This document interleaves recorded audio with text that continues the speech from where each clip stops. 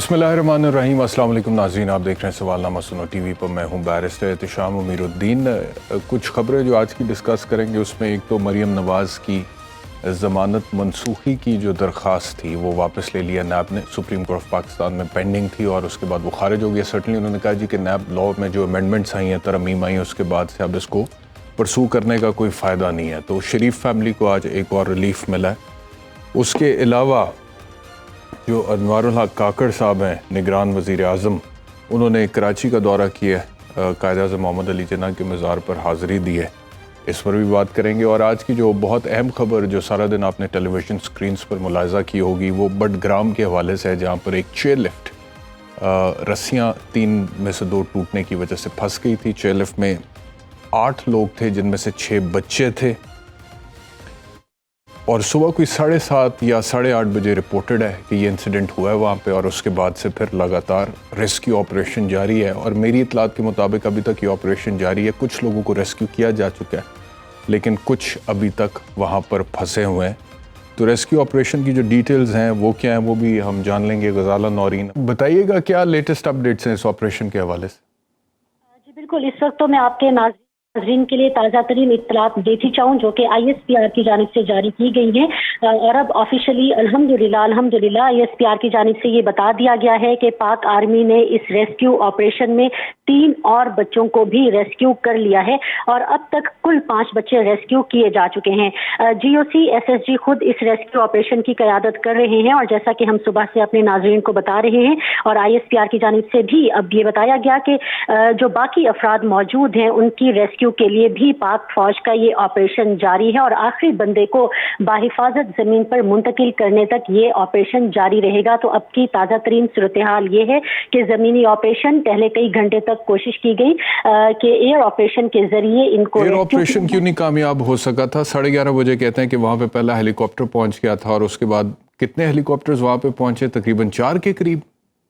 जी, इब्तदाई तौर पर पहले एक जो हेलीकॉप्टर था उसको रेकी के लिए भेजा गया था। उस हेलीकॉप्टर ने जो वहाँ पर इर्द गिर्द की मौजूदा सिचुएशन थी, वहाँ पर क्या सिचुएशन है उसको हवाले से बताया और फिर उसके बाद ये फैसला किया गया था कि जो SSG कमांडोज हैं वो इस ऑपरेशन को लीड करेंगे। स्लंग ऑपरेशन किए जाने का फैसला किया गया। ताहम जैसे ही दूसरा एक जो हेलीकॉप्टर जो कि SSG कमांडोज को लेकर आया, जब वो वहाँ पर पहुँचा तो तब ये पता चला कि उस जो चेयर लिफ्ट थी या जो डोली थी उसके 30 फुट बुलंदी पर एक और तार भी मौजूद थी। उस तार की मौजूदगी की वजह से इंतहाई रिस्की हो गया था दूसरे हेलीकॉप्टर को वहां पर भेजना। हेलीकॉप्टर के जरिए रेस्क्यू ऑपरेशन का इब्तिदा में फैसला किया गया। ताहम जब वहां की जो ग्राउंड रियलिटीज हैं वो देखी गई तो पता चला कि जो तीसरी मौजूदा रस्सी थी जिसमें उस डोली को सहारा दे रखा था उसकी हालत इंतहाई खस्ता और मखदूश थी और रिस्क ये था कि तो अगर ये खस्ता और मखदूश हालत जो थी उस अभी तक ये ऑपरेशन मुकम्मल नहीं हुआ। कितने लोग 8 में से रेस्क्यू हो चुके हैं? कितने अभी तक फंसे हुए हैं वहाँ पे? 8 में से जिनमें से 6 बच्चे थे, 2 असातिज़ा थे, उनमें से इब्तदाई तौर पर कोशिश की गई कि बच्चों को रेस्क्यू किया जाए और अब हम ऑफिशियली ये कंफर्म कर सकते हैं ISPR की जानिब से कि अब तक कुल 5 बच्चे रेस्क्यू तो बच्चे कितने वहाँ पे? एक बच्चा अभी भी फंसा हुआ है वहाँ पे? 5 बच्चे जी, एक बच्चा फंसा हुआ है और 2 असातिज़ा मौजूद हैं। तो यानी कि 3 लोग अभी भी वहाँ पे हैं उसके अंदर? जी जी बिल्कुल। ठीक है। और कब तक मुतवक्को है कि उनको भी रेस्क्यू कर लिया जाएगा?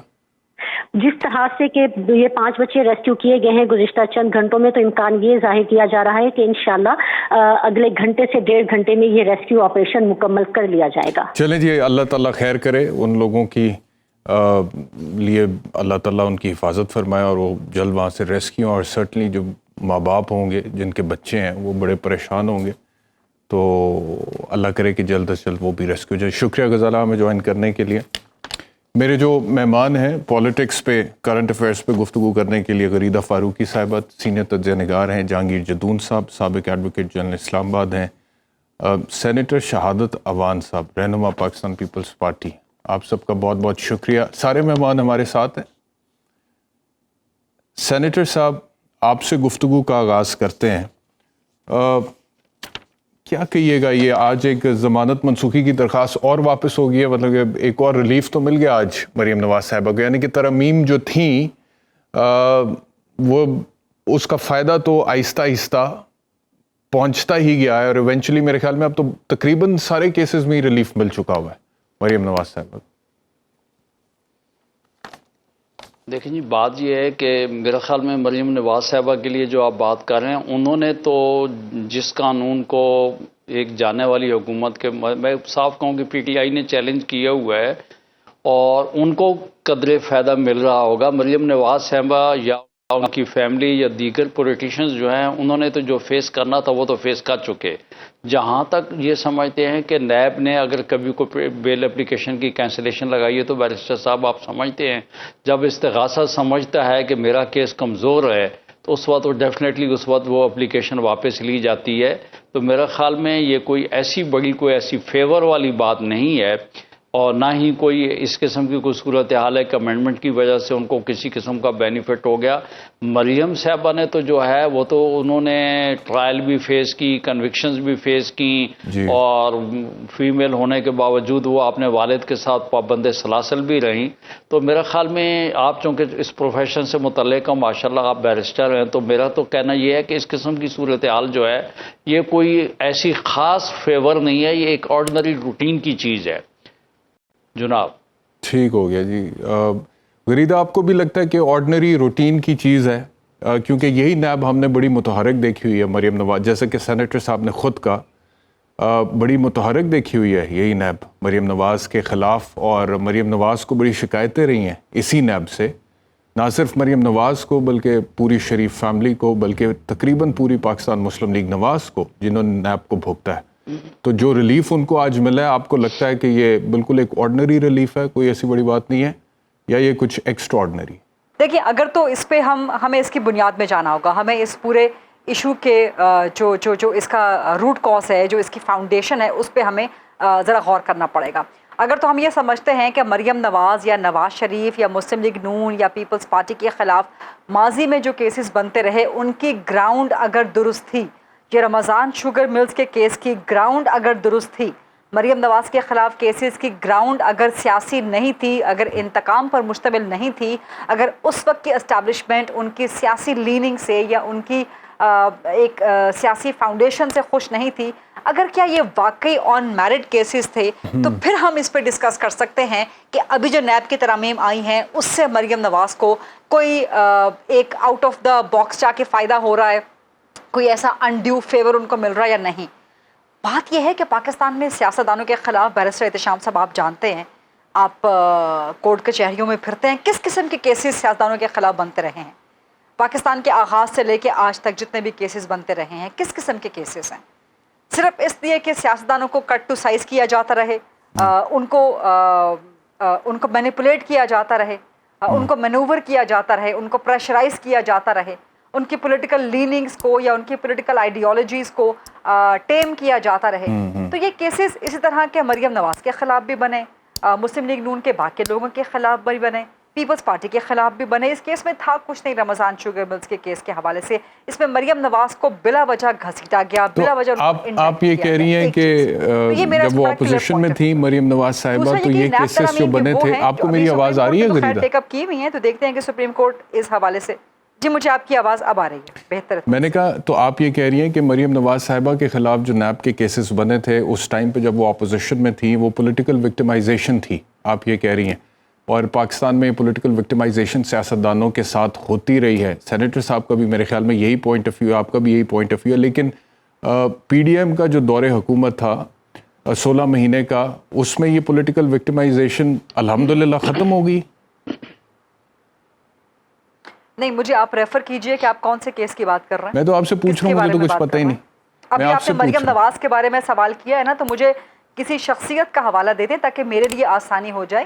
میں تو آپ سے پوچھ رہا ہوں کہ آپ کی کیا رائے ہے، آپ کے خیال میں کہ وہ political victimisation P D M کے دور حکومت میں ہوئی ہے کہ نہیں ہوئی ہے؟ نہیں، میں نہیں سمجھتی کہ پی ڈی ایم کے دور حکومت میں کوئی پولیٹیکل وکٹمائزیشن ہوئی ہے، سوائے علی وزیر پر جو کیسز بنتے رہے ہیں.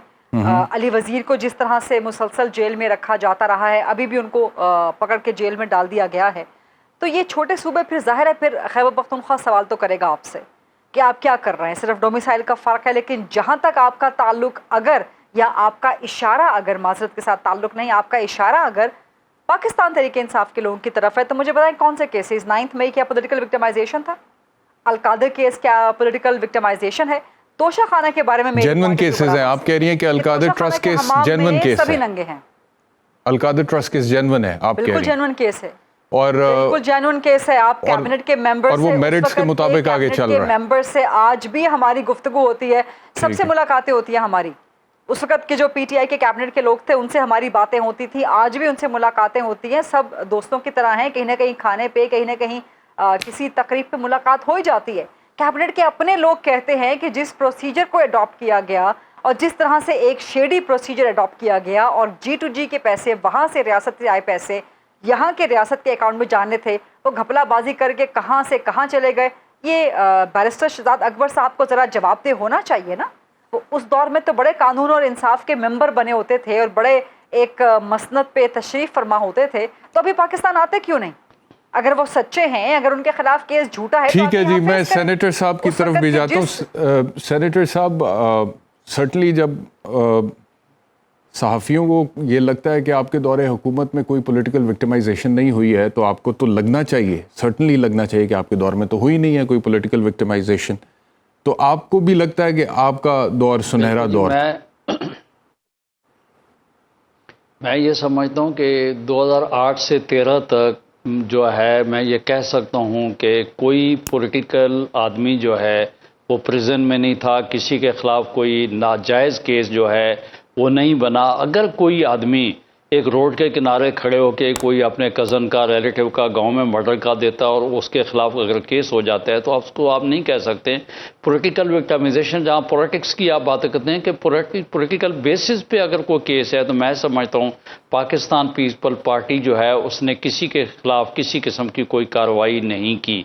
बाकी रह गया, आपने पीडीएम की गवर्नमेंट की बात की, तो पीडीएम की गवर्नमेंट में आप देख लें, रेशो निकाल के देख लें, एजेंसीज तो काम करती रही, नैब भी रही, नैब के लॉ को अमेंड किया गया, जिसका अल्टीमेटली फ़ायदा जो है, जिनका आप तज़किरा कर रहे हैं, उनको इस वक्त मतलब ये फ़ायदा हो रहा है। गो के वो जो है इस लॉ को उन्होंने चैलेंज किया हुआ, आपके बखूबी इल्म है कि सुप्रीम कोर्ट में पेंडिंग पड़ा हुआ है। हो सकता है चीज़ आए कि वो उसको आगे प्रेस नहीं करते, विड्रा कर लेते हैं अपनी बेनिफिट के लिए। तो मेरा कहना तो ये है कि पाकिस्तान पीपल पार्टी की गवर्नमेंट और पीडीएम की जो गवर्नमेंट गई है सबका, उस दौर में इस किस्म की कोई किसी किस्म की विक्टिमाइजेशन नहीं हुई। बल्कि मैं ये समझता हूँ कि जहाँ तक अदालतों का सिस्टम, ये ज़रूरत है कि अदालतें जो हैं अपने तौर पर जो कुछ सुगो मोटो हो गए, या अदालतों का अपना एक सोच विचार थी, उसके मुताबिक जो पॉलिटिशियंस जो है उनके खिलाफ एक्शंस होती रही।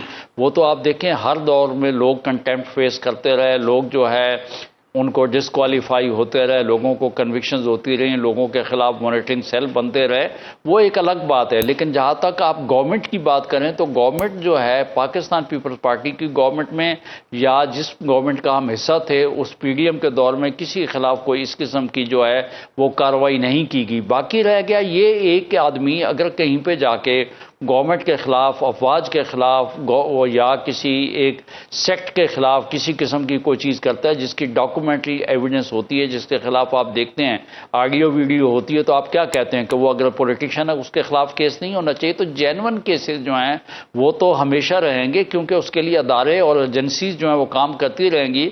और बैरिस्टर साहब, आप और हम भी जो है इसी फील्ड में काम कर रहे हैं और करते रहेंगे। लेकिन जहाँ तक किसी की बददियांती की बात है, तो मैं समझता हूँ ये अदवार जो है तारीख़ में याद रखा जाएगा कि आसिफ अली जरदारी साहब का जो दौर था, पाकिस्तान पीपल्स पार्टी का जो दौर था, उसमें किसी को बेजा तकलीफ़ जो है वो नहीं दी गई, और यही मैं समझता हूँ कि जमहूरियत का हुस्न है। चलें एक ब्रेक लेते हैं, ब्रेक के बाद वापस आते हैं।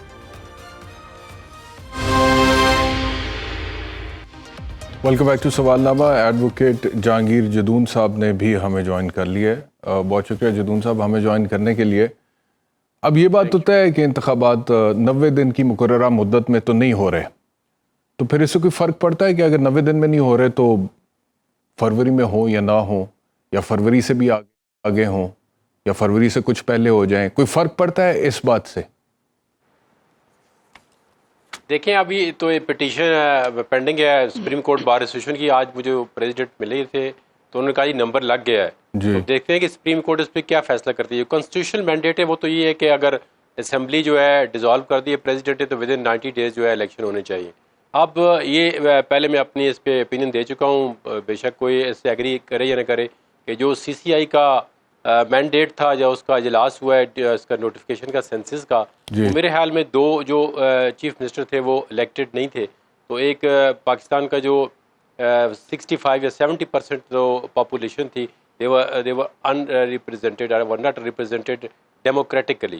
تو اس میں آپ دیکھتے ہیں کہ جو سپریم کورٹ ہے وہ سی سی آئی کے ڈیسیژن کو کس طرح لیتی, کیونکہ آپ کی کیا قانونی رائے ہے اس نہ ہوتا تو پھر اس پہ کوئی, میں نے تو پہلے آپ آلریڈی دی ہے کہ میں نے کہا it was not properly سر میں جدون صاحب سے پوچھ رہا ہوں, آپ کی طرف آتا ہوں. جی جدون صاحب, آپ کی اس کے اوپر کیا رائے ہے؟ اگر دو کیئر ٹیکر چیف منسٹرز تھے تو سی سی آئی کی فارمولیشن کانسٹیٹیوشنل تھی, اور اس میں جو نئی مردم شماری کا فیصلہ ہوا ہے, کیا وہ فیصلہ پھر آئینی طور پر درست ہے؟ آپ کی کیا رائے ہے اس کے اوپر؟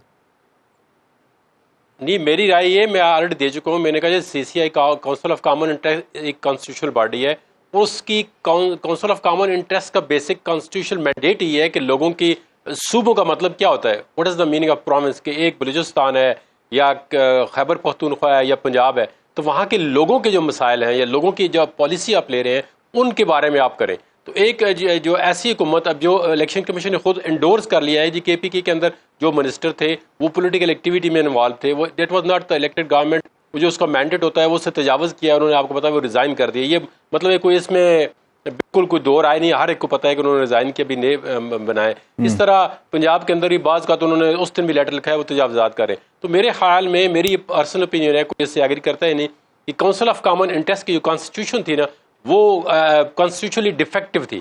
اگر تو الیکٹڈ پرائم منسٹر ہوتے, کیونکہ کاؤنسل آف کامن انٹرسٹ کا اجلاس صرف 90 دن میں ایک دفعہ ہوتا ہے, تو الیکٹڈ جو ہوتا ہے اگر 60 ڈیز کے اندر آپ نے الیکشن کرانا ہے تو وہ 60 ڈیز کے لیے کیئر ٹیکر گورنمنٹ آتی ہے, میکسیمم 90 ڈیز کے لیے. تو وہ اگر آپ اس طرح پھر اگر جو گورنمنٹ ہیں کیئر ٹیکر ان کو آگے پرولانگ کریں گے تو پھر تو کوئی بھی چیز جو ہے کانسٹیٹیوشن سے تجاوز کر جائے گی. میرے خیال میں یہ بڑے پرابلم بن جائیں گے کانسٹیٹیوشن.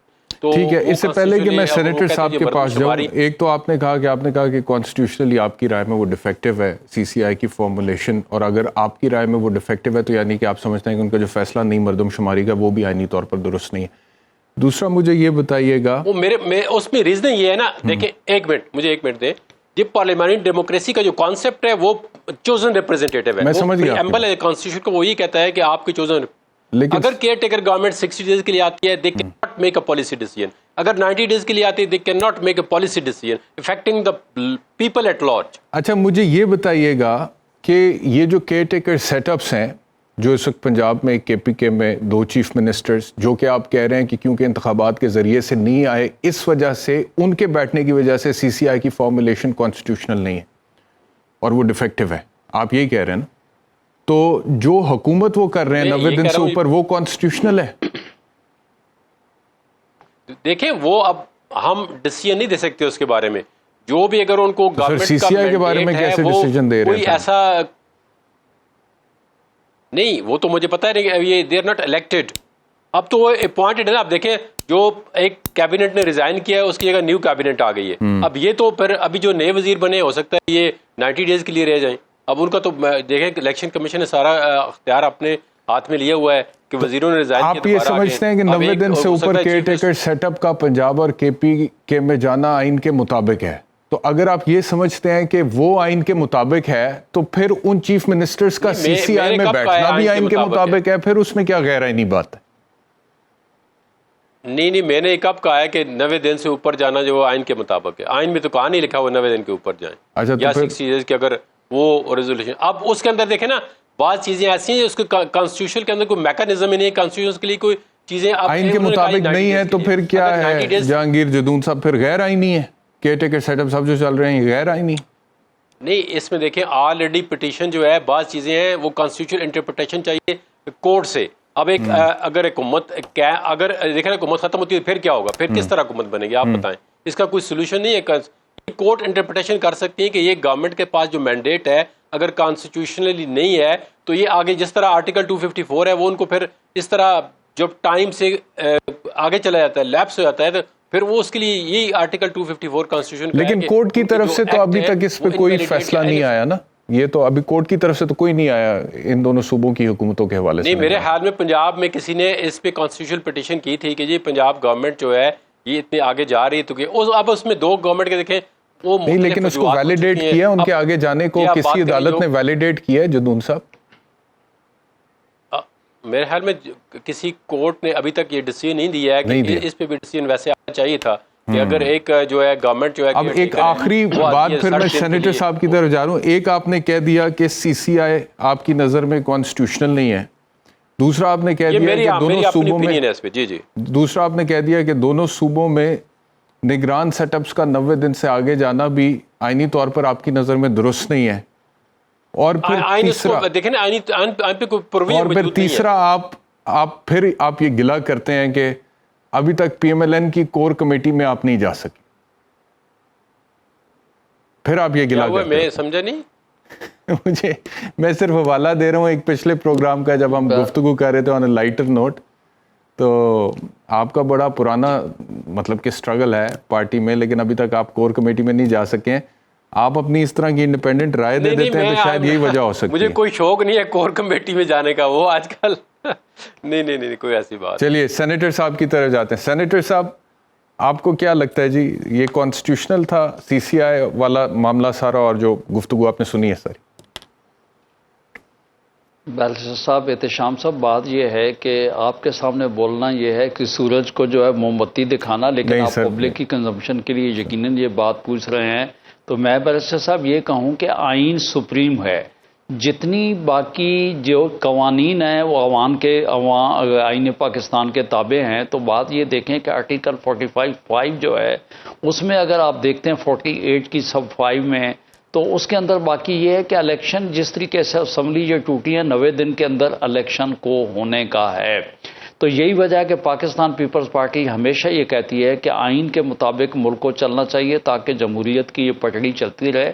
باقی جہاں تک یہ جو سینسز کی بات ہے، ڈی لمیٹیشن کی بات ہے، وہ الیکشن ایکٹ میں یقینی طور پہ چیپٹر 3 کے اندر بہت سی چیزیں دی ہوئی ہیں کہ جب سینسز ہوگا تو ڈی لمیٹیشنز ہوگی. لیکن آپ یہ بھی دیکھ لیں کہ وہ اگر ہوتا بھی ہے تو آرٹیکل 51 میں صوبوں کی سیٹس دی ہوئی ہیں، فیڈرل کی سیٹس دی ہوئی ہیں. تو بھائی اس وقت تو پارلیمنٹ ہے نہیں. اگر سیٹ آپ نے بڑھانی کم کرنی ہوگی، آبادی تو یقیناً 2 کروڑ کی بڑھ چکی ہے، اس کو آپ کس طریقے سے کریں گے؟ اور الیکشن کمیشن کا وہ اسٹیٹمنٹ آپ کو یقینی طور پہ یاد ہوگا کہ یہی الیکشن کمشنر صاحب تھے، سپریم کورٹ کے سامنے گئے اور انہوں نے کہا جی ہماری بالکل مکمل طور پہ تیاری ہے اور ہم کسی وقت بھی الیکشن کے لیے تیار ہیں.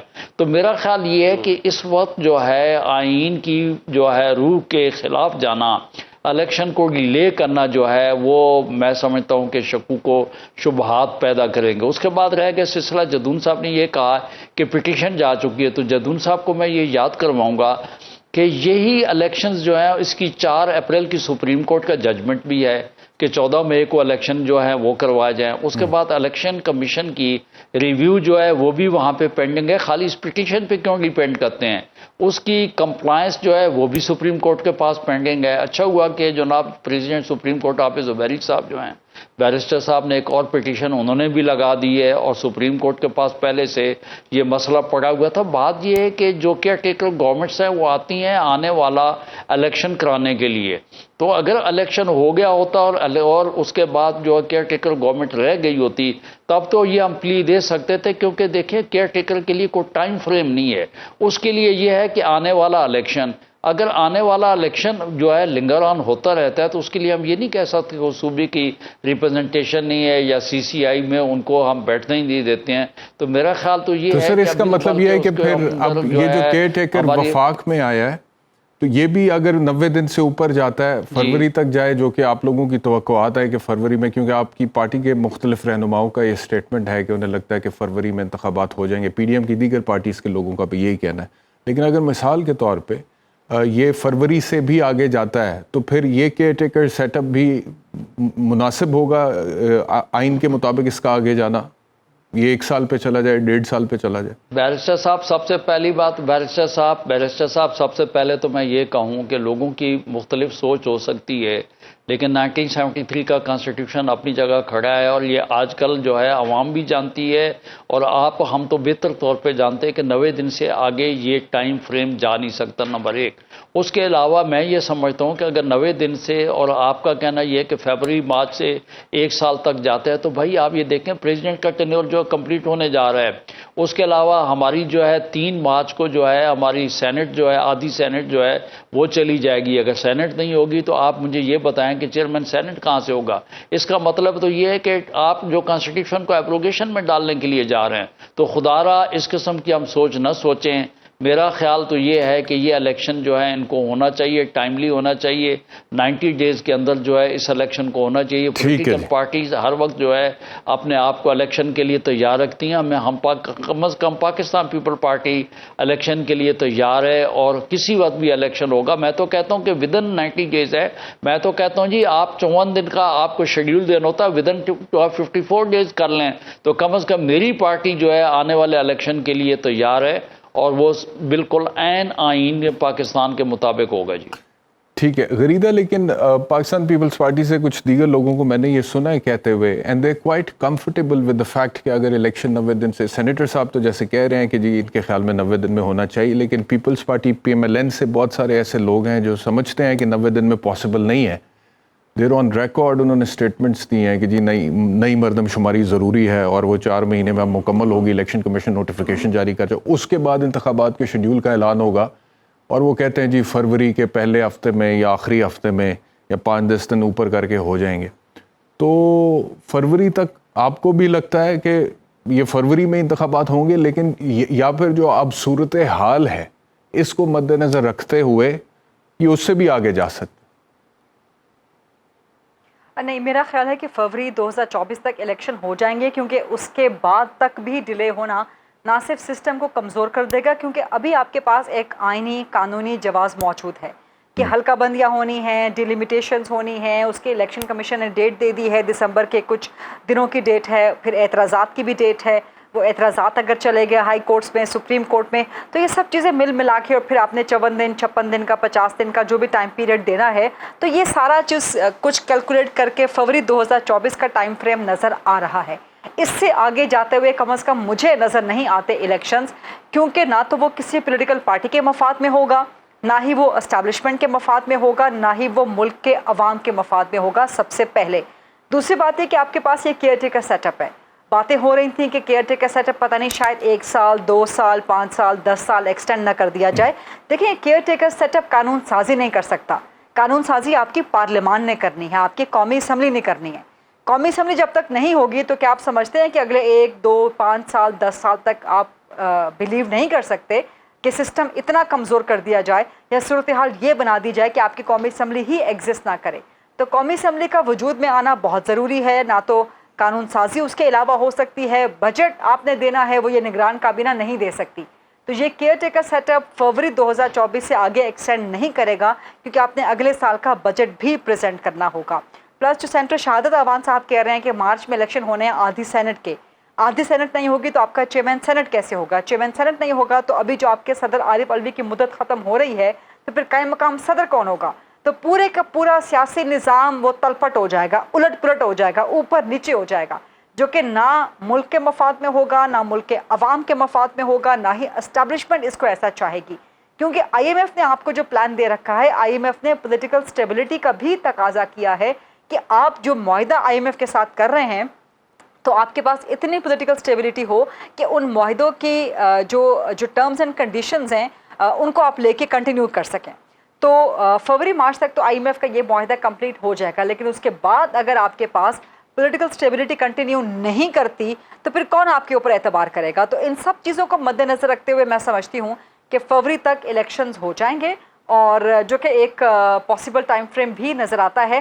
آئیڈیل سچویشن تو یہ ہوتی کہ 60 + 90 ڈیز میں اسی سال کے اندر الیکشنز ہو جاتے، لیکن اب چونکہ ECP نے بتا دیا ہے دسمبر تک ڈیلیمیٹیشنز کی ڈیٹ اور آبجیکشنز کی ڈیٹ اس نے ریز کر دی ہے، تو وہ جو ایک ریزنیبل ٹائم نظر آتا ہے ٹائم فریم، وہ فروری 2024 کا ہی نظر آتا ہے۔ چلیں میں بریک پر جا رہا ہوں، بریک پر آنے کے بعد اپنے مہمانوں سے یہ پوچھوں گا کہ سب یہ فروری تک تو ہو ہی جانے چاہیے، اور شہادت ایوان صاحب نے تو کہا ہے کہ 90 دن میں ہو جانے چاہیے، اور جہانگیر جدون صاحب نے بھی کہا ہے۔ تو پھر اگر فروری تک ہی ہو جانے چاہیے تو پھر الیکشن کمیشن آف پاکستان 90 دن کے اندر اس کو کیوں نہیں کر رہا؟ خاص طور پہ اگر نئی مردم شماری کی بنیاد پر سیٹیں بڑھائی نہیں جا سکتی because that requires a constitutional amendment and that is not possible at the moment, تو پھر وائی ناٹ 90 ڈیز؟ نئی مردم شماری کیا پرپس سرو کرے گی؟ اور الیکشن کمیشن کیوں نہیں سمجھتا کہ 90 دن میں ہو جانے چاہیے جب سارے یہ کہہ رہے ہیں کہ 90 دن میں ہو جانے چاہیے؟ اس پر بات کرتے ہیں بریک کے بعد۔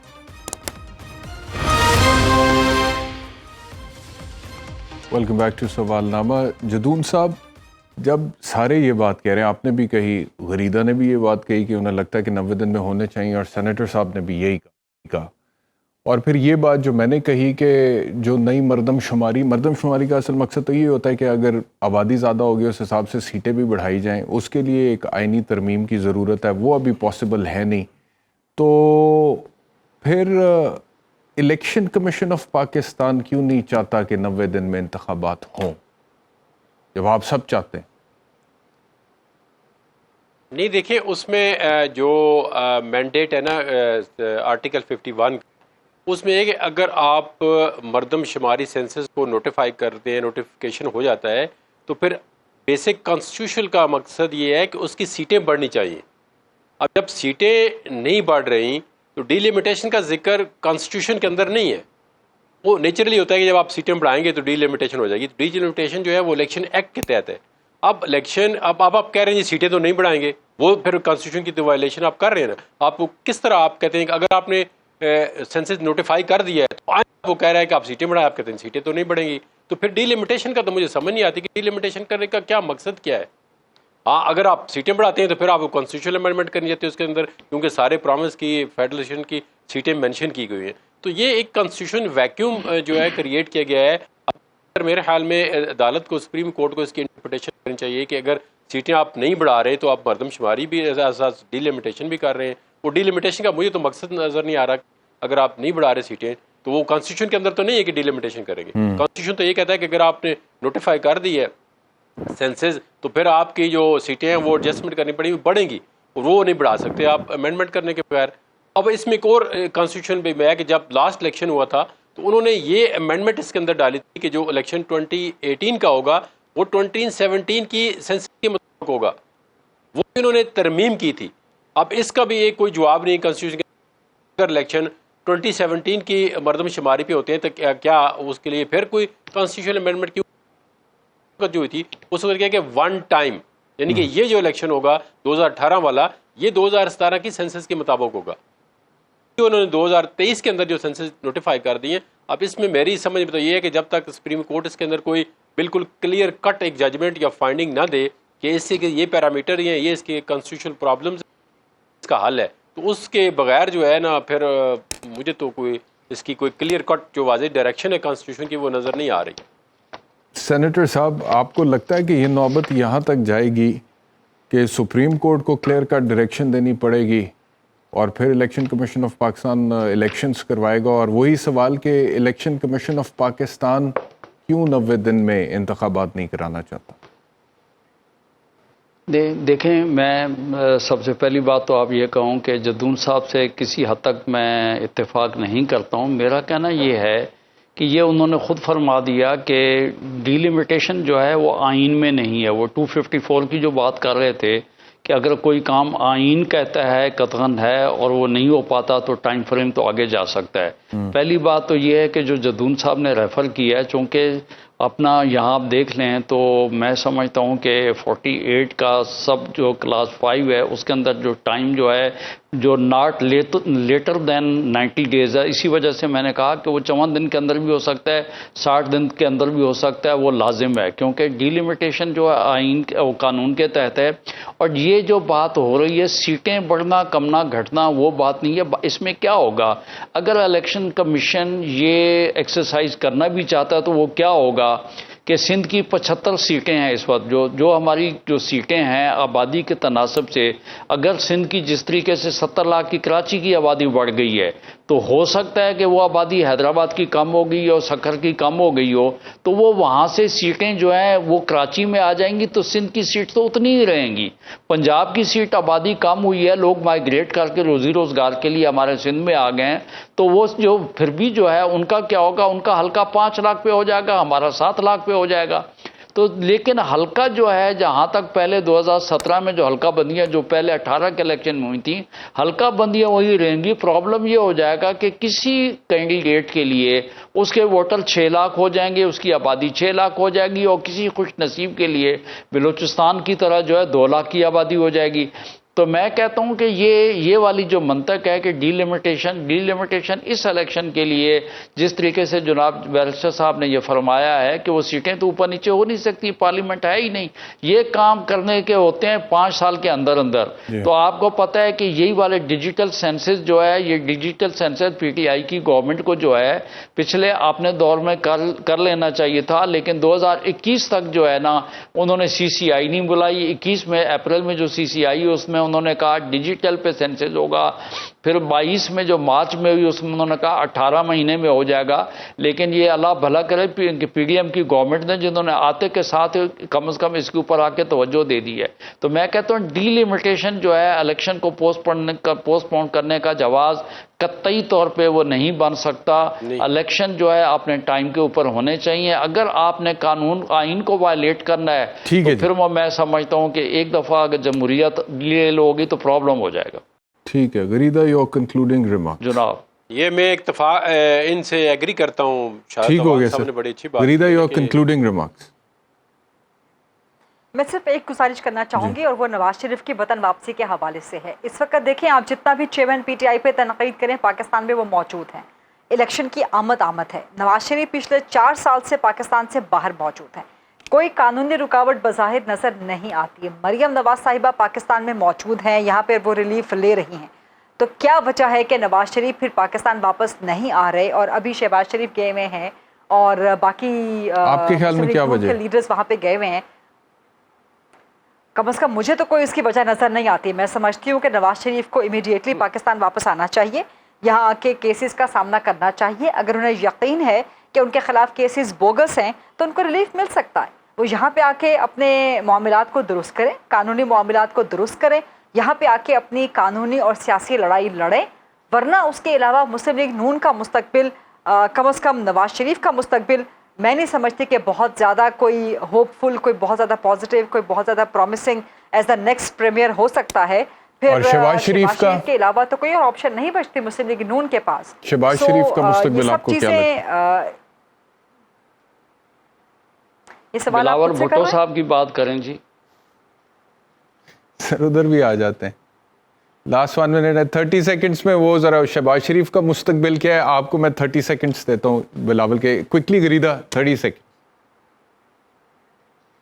بلاول بھٹو دیکھیں ینگ ہیں, ان کے پاس ایک آپشن موجود ہے. اگر وہ وزیر اعظم بنتے ہیں تو پہلی بار پرفارم کریں گے. اس سے پہلے تمام ٹرائیڈ اینڈ ٹیسٹڈ ہو چکے ہیں. اور بلاول بھٹو نے جو قومی اسمبلی میں تقریر کی تھی اپنے والد صاحب اور نواز شریف کے بارے میں کہ جی آپ لوگ سائڈ پہ ہو جائیں, ہمیں سیاست کرنے دیں, اس کے پیچھے کیا کچھ ہوا ہے وہ آپ بھی جانتے ہیں, ہم بھی جانتے ہیں. اسلام آباد میں کہاں کہاں ملاقاتیں ہوئی تھیں, کیا کیا ہوا تھا ان ملاقاتوں کے بعد. لیکن شہباز شریف کا مستقبل میں آپ سے پوچھ رہا تھا, آپ کے خیال میں میاں شہباز ایک بہتر وزیر اعظم ثابت ہوئے ہیں نواز شریف کی نسبت؟ وہ تو خود کہہ چکے ہیں کہ میں اسٹیبلشمنٹ کی آنکھ کا تارا ہوں. وہ کہہ چکے ہیں میں پچھلے 30 سال سے اسٹیبلشمنٹ کی آنکھ کا تارا ہوں. تو اس کے علاوہ تو کچھ اور کہنے کو, کوئی تجزیہ دینے کو بچ نہیں گیا.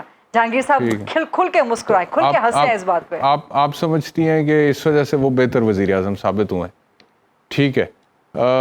سینیٹر صاحب آپ کچھ کہنا چاہ رہے تھے. سر بات یہ ہے کہ جو بالکل میں کہنا چاہ رہا تھا اپنا بیرسٹر صاحب احتشام صاحب, مجھے آپ نے بلاول بھٹو زرداری صاحب پہ بہت زیادہ امید تھی, لیکن آج جو ہے ایک پاکستان کی مایہ ناز جو اینکر پرسن جو ہیں غریدہ فاروقی صاحبہ نے بھی جو ہے میرے چیئرمین کے لیے اچھے الفاظ, اچھے کومنٹس, اچھی امید کی توقع دی ہے. تو میں یقین سمجھتا ہوں کہ انشاءاللہ تعالیٰ اس ملک کو نوجوان نیا بلڈ جو ہے آئندہ لیڈ کرے گا. انہوں نے ایز اے فارن منسٹر جو ٹھیک ہو گیا سر, بہت بہت شکریہ آپ تینوں مہمانوں کا, بہت بہت شکریہ. اور خبر ہمارے پاس یہ پہنچ رہی ہے کہ چیئر لفٹ میں پھنسے تمام افراد کو ریسکیو کر لیا. بہت شکریہ پروگرام دیکھنے کے لیے. اپنا خیال رکھیں. اللہ.